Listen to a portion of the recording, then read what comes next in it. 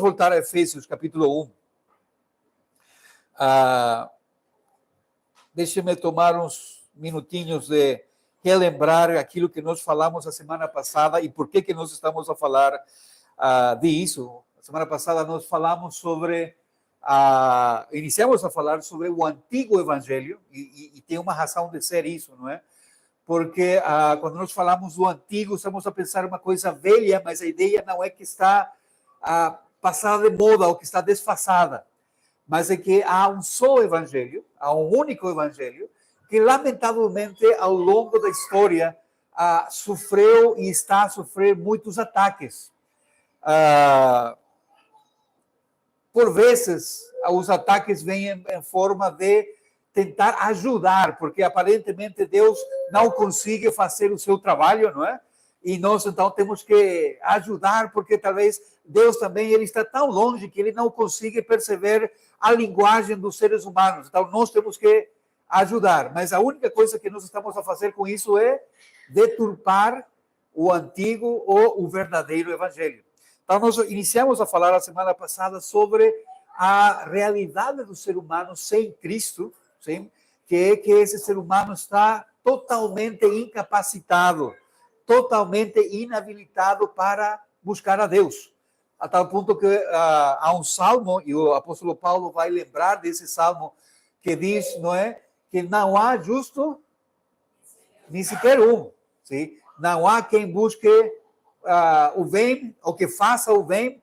Não há, todo mundo se desviou, todos se fizeram inúteis. Isso é o que o apóstolo Paulo diz, não é? Então, quando nós pensamos nisso, nós lembramos de uma doutrina central para as igrejas, principalmente aqueles que surgem da reforma protestante, que é a doutrina da depravação total. O homem está totalmente incapacitado, totalmente inabilitado para buscar a Deus. Não consegue, não quer, e pelo contrário, se rebela contra Deus por causa do pecado, não é? E nós lembramos isso em Efésios capítulo 2, quando o apóstolo Paulo diz que nós estávamos mortos nos nossos delitos e pecados. Ou seja, e eu perguntei, não é? E aqui está o Fernando, seria muito mal para o negócio de Fernando, não é? Que os mortos fizessem uma manifestação. Ele teve que viajar a Coimbra nesta semana, levar um corpo até lá. Imagina que no meio da viagem o morto falasse: Fernando, está a dirigir muito mal, seria terrível, não é? Eu acho que ali ele deixaria o carrinho e seria correndo, se não voando. Por quê? Porque o morto não pode fazer nada. Quando a Bíblia fala que nós estamos mortos, está a falar sobre a nossa condição espiritual perante Deus. Sem Cristo, nós não temos condição de procurar a Deus. Nós não temos maneira, sim, de procurar a Deus. Sim? Acabamos de refletir sobre essa doutrina semana passada, falando de que, graças a Deus, há o Evangelho. Sim? Há um mas que aparece ali, mas Deus, ainda nós estando mortos, nos deu vida. Pela graça sois salvos. Sim? Isso nos leva ao tema que nós hoje queremos falar, o segundo tema, que está muito relacionado com aquele primeiro, sobre, se eu não consigo escolher a Deus, se eu não consigo buscar a Deus, e aquilo que eu acho que é Deus, na realidade é uma construção que eu faço, não é um Deus, a minha imagem, a minha semelhança, a pergunta é: qual a esperança? O que vai acontecer comigo? Será que não há salvação? Será que não há maneira de eu fugir disso? E ali nós somos confrontados com outra doutrina que é muito importante e que nós vimos e nós já lemos hoje, mas vamos voltar a ler uma parte, em Efésios capítulo 1, quando Paulo fala para a igreja de Éfeso, e escreve essa carta, irmãos, é considerado como o esqueleto da igreja cristã. Nós precisamos perceber e entender muito bem aquilo que Paulo fala para essa igreja, porque ele está a falar sobre os fundamentos.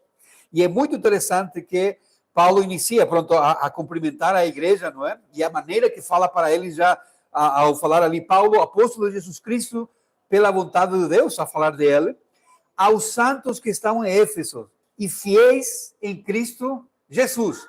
Duas coisas já Paulo está a falar aqui dos irmãos daquela igreja, não é? Primeiro, que eles eram santos, sim? E na nossa concepção, na nossa ideia, isso faz confusão, porque eu acho, espero, não é? Que nenhum de nós aqui vai falar, não, eu não sou santo, estou um bocado longe disso, não é? Por quê? Porque sou pecador. Mas é interessante, a ideia santos aqui é aquilo que foram apartados por Deus para um propósito específico. Sim? Então, todo crente em Cristo Jesus é um santo, não por aquilo que ele faz, mas por aquilo que Cristo fez na cruz. Então, fala dessa igreja, desses irmãos como santos e como fiéis. Será que eles nunca se desviaram? Será que eles nunca se desanimaram no caminho? Será que as forças deles nunca decaíram? Não, claro que passaram por essas mesmas experiências que nós também passamos. Mas, de novo, há um detalhe. Nós somos fiéis ao Senhor, não por aquilo que nós fazemos, mas por aquilo que Deus faz em nós. E isso nos ajuda a responder ao Senhor. Ele cumprimenta essa igreja, a vós, graça e paz de parte de Deus, nosso Pai, e do Senhor Jesus Cristo. E a partir do verso 13, ele vai começar a falar uma coisa tão especial, irmãos, e é bom que nós possamos prestar atenção a isso, e eu rogo o seu máximo esforço para que vocês possam acompanhar aquilo que Paulo está a falar aqui, não é? Ele abençoa a Deus, é uma maneira muito interessante de iniciar a sua carta. Ele diz: bendito o Deus e Pai de nosso Senhor Jesus Cristo, o qual nos abençoou com todas as bênçãos espirituais nos lugares celestiais em Cristo. Sim? Há uma palavra que se repete ali. Vocês vão participar um bocadinho da aula que nós temos sexta-feira. Sim? Se uma palavra se repete, será que o autor está querendo chamar nossa atenção por alguma coisa? Sim, alguma coisa ele não quer dizer. E a palavra que se repete ali é qual? Bênção. Sim? Bendito o Deus e Pai de nosso Senhor Jesus Cristo, o qual nos abençoou com todas as bênçãos espirituais nos lugares celestiais em Cristo. Sim? Então, alguma coisa o autor está querendo nos falar sobre bênção. Primeiro, nosso Deus é digno de toda bênção, não no sentido que nós vamos abençoar a Deus ou acrescentar algo. Nós estamos a reconhecer quem é Ele, não é? E por aquilo que Deus é, Ele nos abençoa, sim? E é interessante, essa bênção, ou a expressão da bênção é no futuro ou no passado. Vejam aí como está o texto. O qual nos abençoou, é futuro ou passado? Passado. Significa que nós já temos essa bênção, sim? Então, irmãos, não há nada por qual nós temos que nos preocupar. Nós já fomos abençoados. Podemos estar tranquilos, não é? Podemos dormir tranquilos, nós não vamos ficar preocupados que vem segunda-feira, não é? Início de mês, temos que pagar contas, a coisa está difícil. Será que chegamos nós a perceber realmente? Não é que nós vamos a ser abençoados. Irmãos, nós já estamos abençoados. Por quê? Porque nós estamos em Cristo. Essa é a grande diferença. Aquele que está em Cristo já tem todas as bênçãos de parte de Deus. Nós já somos abençoados. Sim? Então, quando nós falamos, Senhor, me abençoa, na realidade não é um pedido como se fosse que nós estamos a rogar a Deus e Deus está ali a ver, eu vou pensar se vou abençoar-te ou não. Nós já somos abençoados e a primeira coisa, a nossa primeira bênção é justamente o nosso Senhor Jesus Cristo. Mas como se fizesse falta um esclarecimento, Paulo vai introduzir um tema aqui muito interessante. Ele diz ali no versículo 4, como também nos elegeu, e aqui vem uma questão terrível, sim? E é necessário, irmãos, que nós entendamos bem isso aqui. Lamentavelmente, não deveria mas existe muita controvérsia sobre aquilo que diz esse versículo, e é a palavra do Senhor que está a falar sobre isso. Sim? Mas olha, e vejam como que está colocado ali. Diz, como também nos elegeu nela, ou seja, Deus nos elegeu, nele seria Cristo, não é? Mas o problema é quando que ele fez isso. Quando que Deus nos elegeu? O que significa isso, irmãos? Antes de criar o mundo. Sim? Uma maneira que os teólogos falam desse tempo é na eternidade passada. Ou seja, antes que existisse tempo, antes que existisse nada, Deus já nos escolheu. Deus já nos escolheu. Antes da fundação do mundo, para que fôssemos santos, lembram? Apartados, e tenhamos um estilo de vida irrepreensíveis diante dele em amor. Paulo está a falar da nossa identidade. Quem que são aqueles que se chamam a si próprios de fiéis em Cristo? Quem que são os santos de quem Paulo fala na sua saudação? São aqueles que Deus escolheu antes da fundação do mundo. Mas por quê? Por que isso por que Paulo está a falar disso? E ele está a iniciar.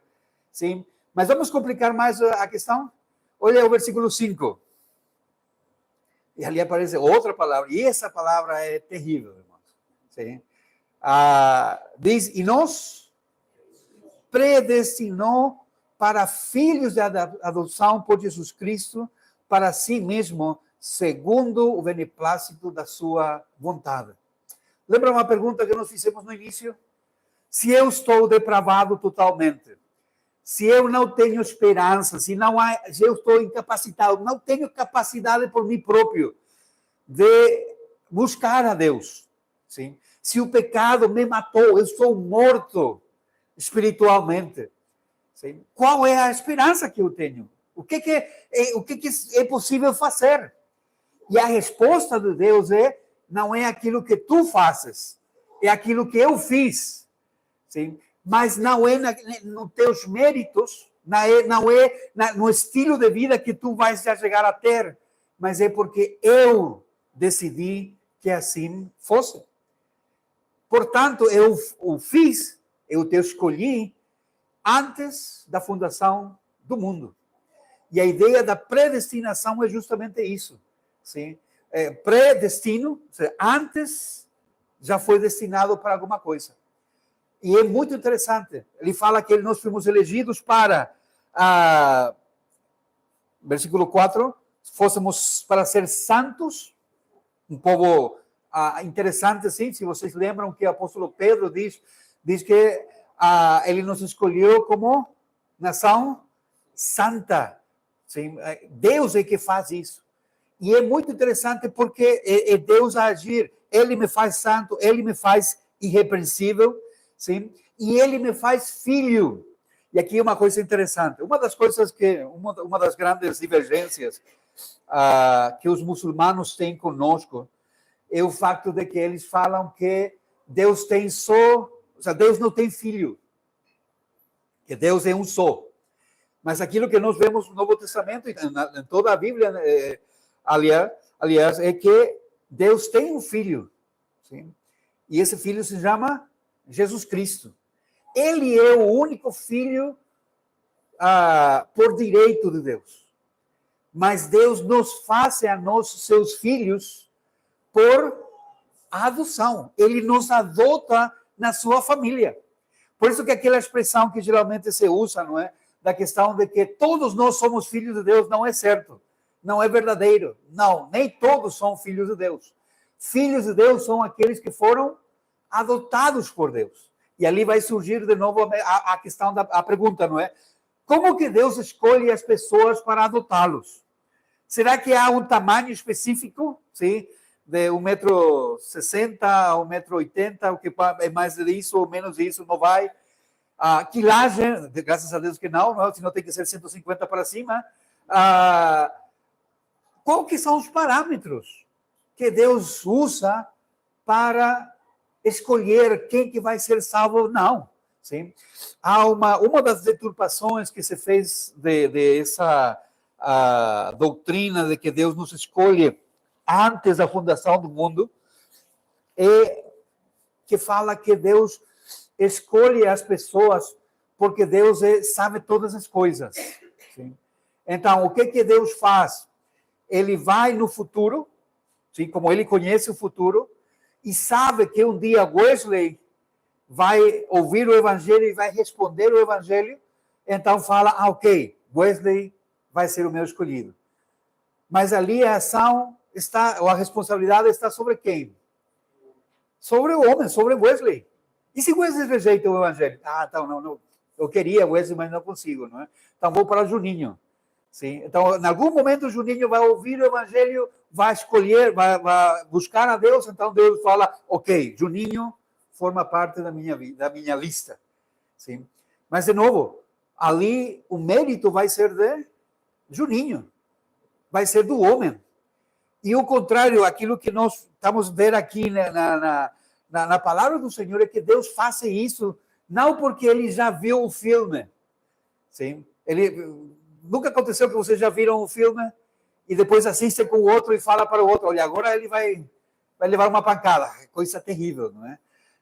Tu queres assistir o filme e o outro está a relatar o filme, é complicado, a não ser que existam pessoas que perguntam, não é? Eu conheço alguém muito perto de mim que faz isso nos filmes, ela pergunta e eu tenho que relatar o filme, mas pronto, é um acordo entre nós. Mas olha como a segunda parte aqui do versículo 5. Por que Deus escolhe algumas pessoas para a salvação antes da fundação do mundo? Por que Deus pensou em mim antes de criar todas as coisas? Quais foram as condições? Sim. Quais foram os requisitos para que Deus me escolhesse? E a resposta que nós temos nesse texto em particular diz que Deus faz isso. O que significa beneplácito, irmãos? Alguém tem uma versão diferente?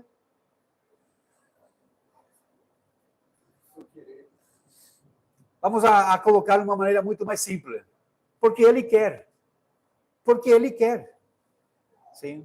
Porque Ele quer. O apóstolo Paulo vai usar em Romanos outra imagem, não é? No sentido daquele alfareiro, sim, que vai fazer um vaso. Quem que determina a forma e o uso que o vaso vai ter? O vaso ou o alfareiro? O oleiro, desculpa, o alfareiro é em espanhol. Corrige, mulher. O oleiro, quem que escolhe? É o oleiro, não é? E é interessante, então, é o oleiro a dar forma àquele vaso. Imagina aquele vaso reclamar com o oleiro. Eu não gosto disso. Sim? Esse oleiro fez aquele vaso para que Fernando levasse um corpo a um funeral. E o vaso reclama, não, eu não quero ser vaso de flores de funeral. Eu quero ser vaso de um jardim. Pode o vaso fazer isso? Não, é o oleiro que decide. É Deus quem decide a quem salvar. Mas há um problema ali que nós precisamos falar sobre isso, não é? Lembrem, e por favor, nunca esqueçam, por isso que é importante que nós lembremos sempre o primeiro tema, a depravação total. Sim? O homem é de tal maneira afastado de Deus que não quer saber nada de Deus. Se Deus esperasse que o homem buscasse ou escolhesse, ninguém iria ser salvo. Sim? Ninguém iria a procurar Deus. De novo, voltando àquilo que Paulo fala no capítulo 3 romano. Não há justo, nem sequer um. Sim? Não há quem busque a Deus. Não existe. Então, se Deus não faz alguma coisa para mudar essa situação, todos nós vamos para o inferno. Mas Deus, de novo, essa palavra mas é tão importante.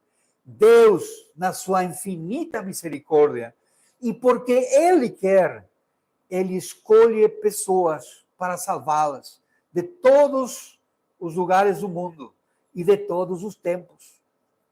Sim? Se o Evangelho chegou até cada um de nós, não foi porque nós éramos melhores que os outros. A pergunta não é por que Deus não escolher a outros ou deixa que outros vão para o inferno.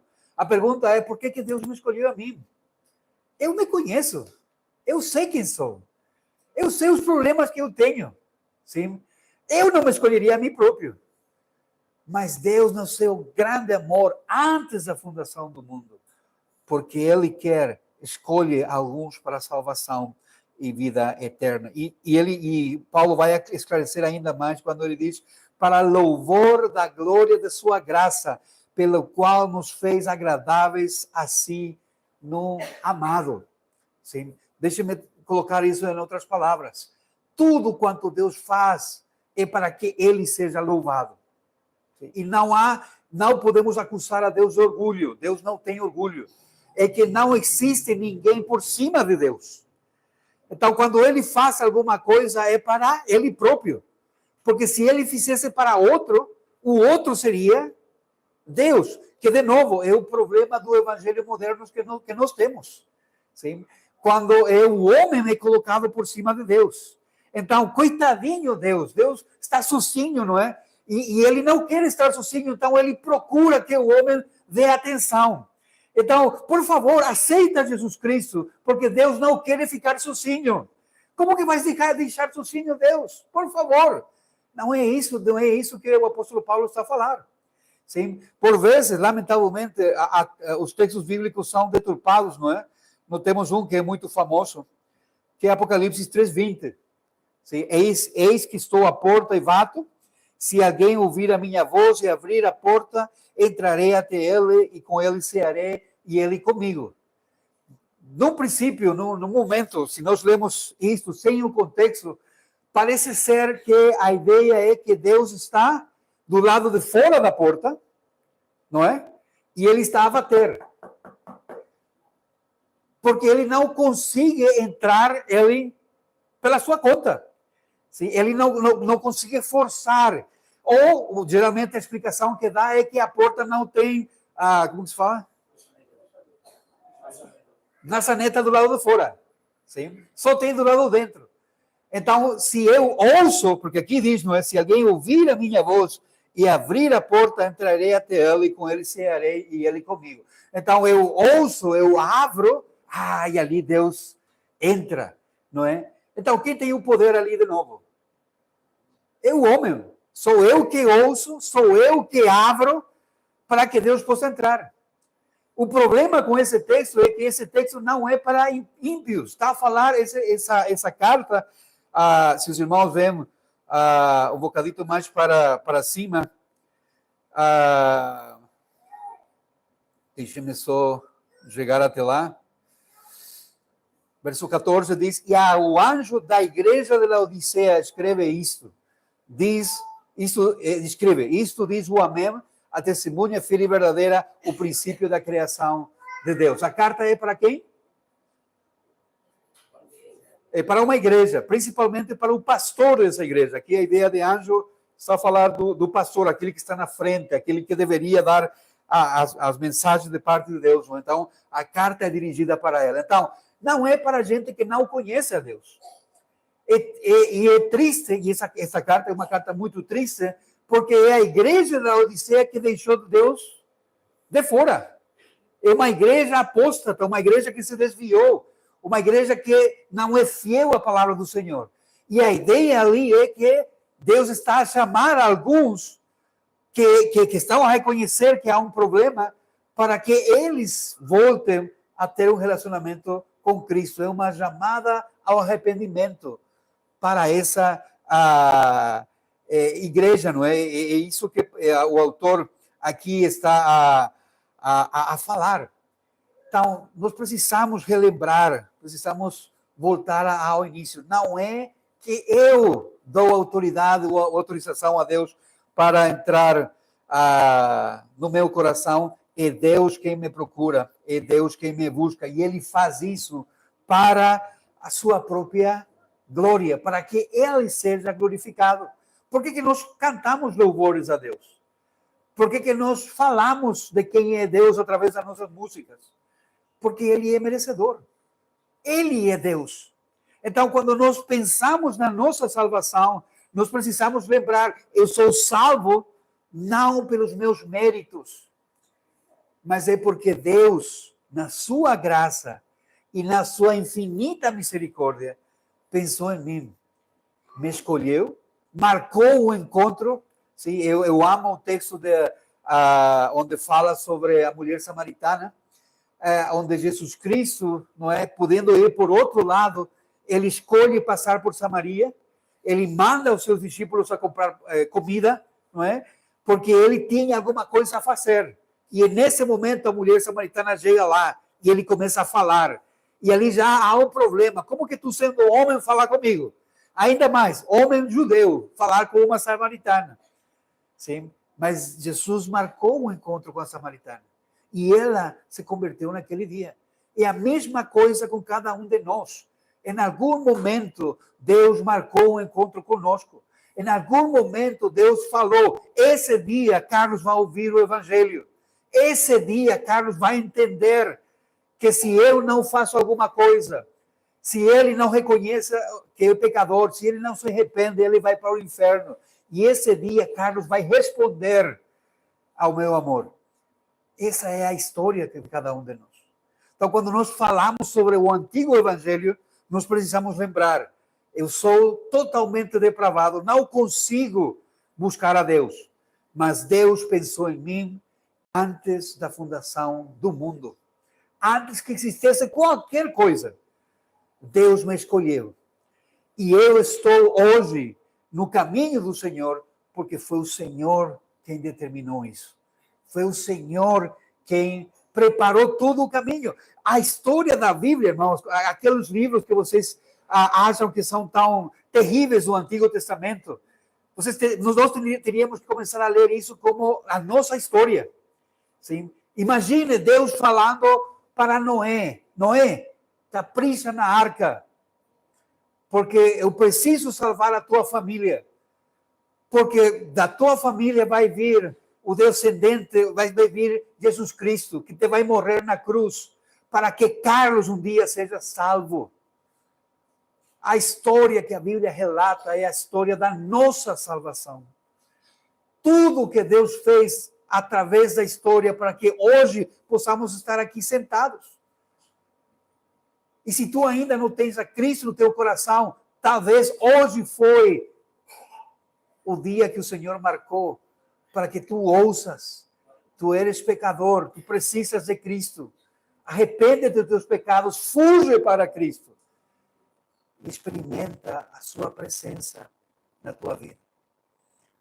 A gloriosa doutrina da eleição incondicional. Por isso se chama eleição incondicional, irmãos. Deixa-me colocar só aqui o cartaz para que vocês possam ver. Sim. Eleição, porque é Deus que nos escolheu. E incondicional é porque não houve nada em nós, nenhum mérito em nós. Foi Deus que nos escolheu. Não porque nós fizemos alguma coisa boa. Não porque nós somos melhores que os outros. Mas somente pela sua graça, pela sua infinita e maravilhosa graça, que nós podemos hoje ser parte da família do Senhor. Deixe-me só fazer algumas aplicações. Por que isso é importante para mim hoje?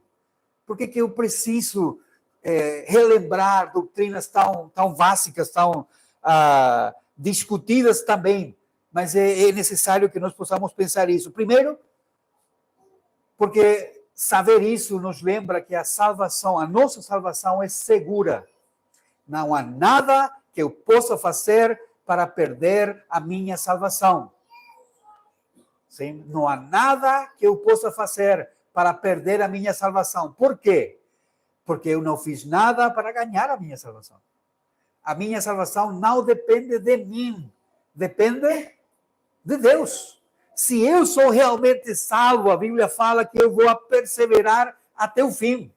A prova final que eu vou ter, que eu realmente fui eleito por Deus, que fui escolhido por Deus, é que eu, no meio das dificuldades, no meio das situações mais terríveis, eu permaneço fiel, mas não pelo meu mérito, não pela minha força, mas por aquilo que Deus me deu. Traz segurança e salvação.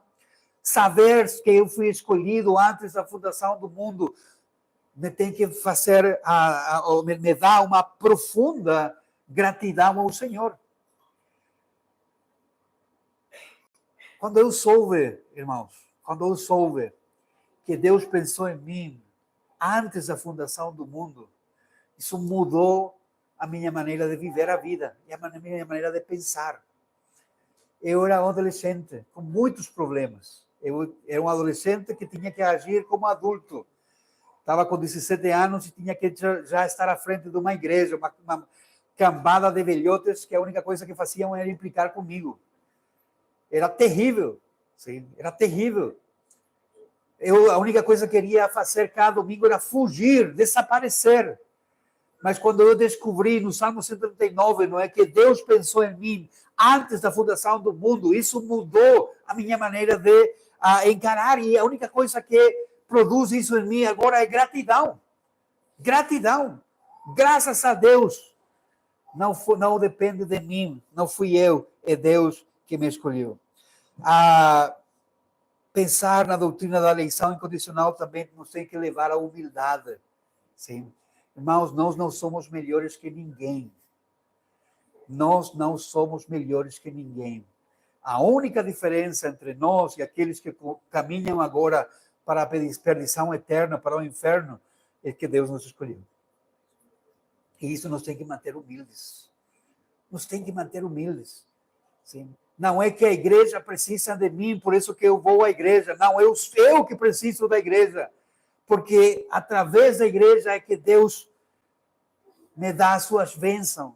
Percebem como muda a questão? É tão pesado, não é?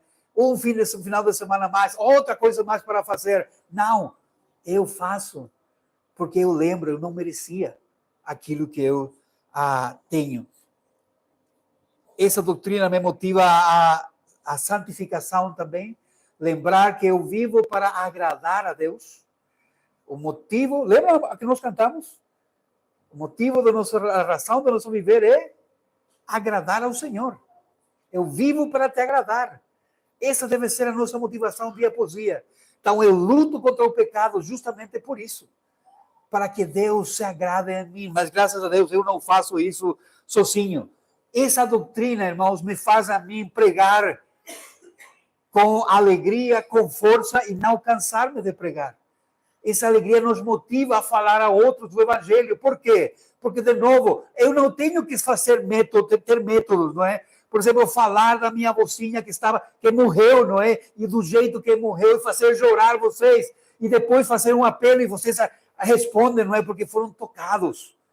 Não, aquele que é do Senhor vai responder ao Evangelho no dia que o Senhor marcou o encontro. Então eu sei que na multidão de pessoas com quem eu posso falar do Evangelho, alguém vai responder, porque Deus ainda tem muito povo aqui que vai responder. Então podemos ser 1, 2, 5 ou ser 100, mas nós vamos continuar a pregar o Evangelho, porque Deus tem os seus escolhidos. Essa doutrina nos ajuda a ter sustento no meio das dificuldades.